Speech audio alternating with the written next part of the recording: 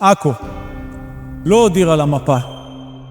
עכו היא בית, היא ריח של ים בבוקר, היא אבן עתיקה שספגה דורות, היא רחובות ראשיים שכולם מכירים, והיא גם הסמטאות השקטות, הרחובות הפנימיים והמקומות ההיסטוריים.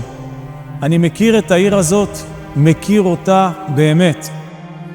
כל רחוב, כל שכונה, כל מקום שיש בו תקווה.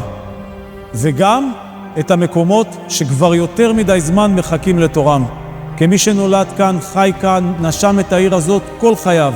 אני יודע בדיוק מה עכו הייתה, ובעיקר מה עכו יכולה וצריכה להיות. יש לנו כאן הכל. את ההיסטוריה, את האהבה, את התרבות ואת האנשים המוכשרים והטובים ביותר.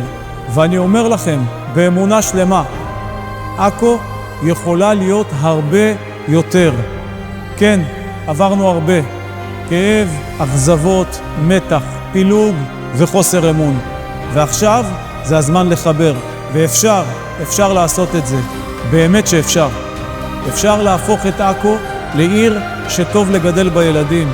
לעיר שטוב להזדקן בה, בכבוד. לעיר שצעירים לא בורחים ממנה, אלא בוחרים להישאר בה. לעיר שיודעת מאיפה היא באה, אבל בעיקר יודעת לאן היא רוצה להגיע. זה הרגע שלנו, זו נקודת התפנית שלנו. מכאן אפשר רק לצמוח.